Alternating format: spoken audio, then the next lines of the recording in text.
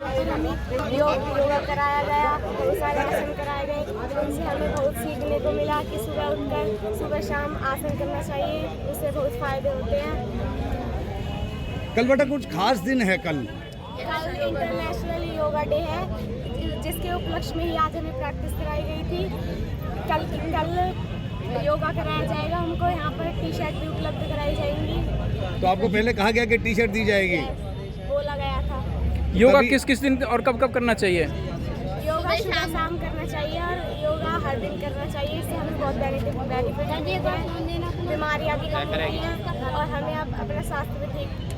आप बच्चे हो, कल जो योग दिवस है अंतर्राष्ट्रीय, उसको लेकर क्या संदेश देना चाहेंगे सभी बच्चों को? सभी को योग करना चाहिए। हम यही संदेश देना चाहेंगे कि सभी बच्चों को योग करना चाहिए, योग को भी, यंगर्स को, ओल्डर्स को, सबको योग करना चाहिए। थैंक यू बेटा। कितने टाइम तक करना चाहिए? 2-3 घंटे नहीं, 1 से 1.5 घंटा, आधा घंटा बस। दिवस की तैयारियों के निमित्त आप सभी लोग यहाँ उपस्थित हैं। आप सभी के साथ में योग दिवस की तैयारियों हेतु नगर परिषद की समस्त टीम, समस्त कर्मचारीगण, समस्त पार्षदगण भी आपके बीच में उपस्थित हैं। इस अवसर पर यानी जो कल अंतर्राष्ट्रीय योग दिवस मनाने की तैयारियां हो रही हैं, पूरा विश्व भारत की इस अलौकिक स्वस्थ रहने की इस विद्या का अनुसरण करता नजर आएगा। वो सही मायने में भारत को विश्व गुरु बनाने की पहली सीढ़ी है और निश्चित रूप से हमारा दायित्व है, जैसे हम अपने शरीर का और मन का ध्यान रखते हैं, ऐसे ही हम अपने शहर के सौंदर्यीकरण का, शहर को स्वच्छ रखने का, देश की सेवा करने का ऐसा ही ध्यान रखें, जिससे निश्चित रूप से एक विकसित भारत का जो संकल्प माननीय प्रधानमंत्री जी ने लिया है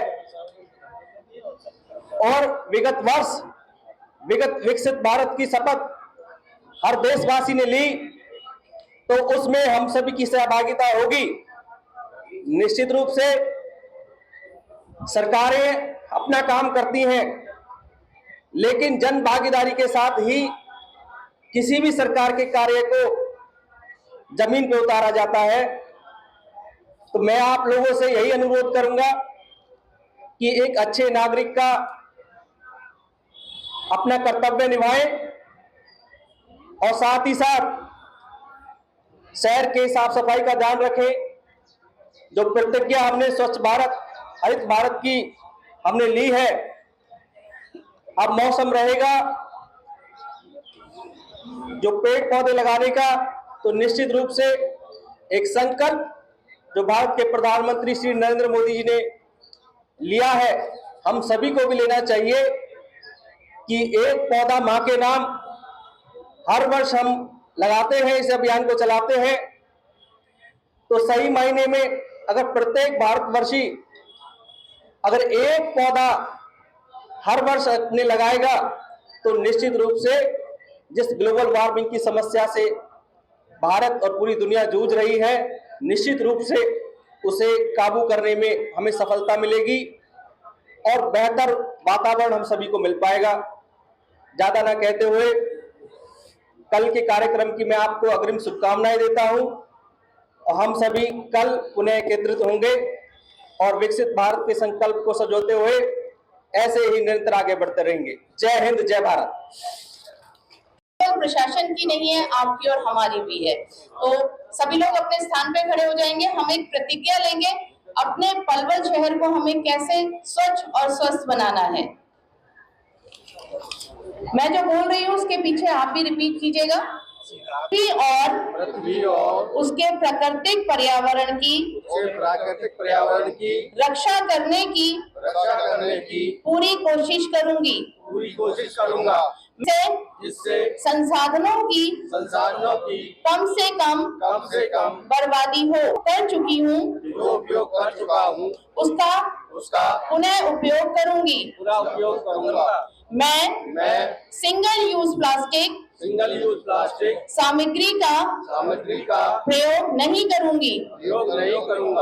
मैं पर्यावरण की सफाई और स्वच्छता से ज्यादा पेड़ लगाऊंगी।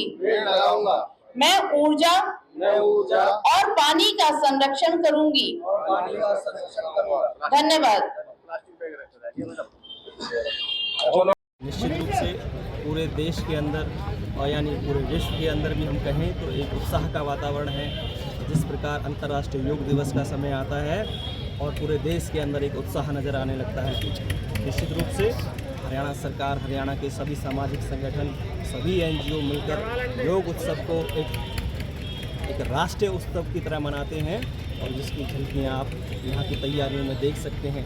और निश्चित रूप से योग दिवस एक राष्ट्रीय उत्सव बन चुका है और उसकी तैयारियों के निमित्त आज हम सभी लोग यहाँ उपस्थित हैं। सभी सामाजिक संगठन, सभी सरकार के प्रतिनिधि, सभी प्रशासन के प्रतिनिधि यहाँ उपस्थित हैं और निश्चित रूप से आप जो तैयारियाँ चल रही हैं और उसी के साथ नगर परिषद भी अपनी तैयारियों में जुटा हुआ है। स्वच्छता पखवाड़ा बड़ी तेजी के साथ चल रहा है।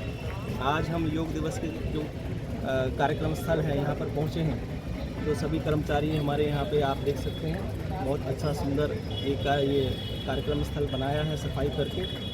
और निश्चित रूप से सब कर्मचारियों की सुरक्षा को देखते हुए भी आज हमने उनके लिए रिफ्लेक्टिव जो जैकेट्स हैं वो आज हमने वितरित किए।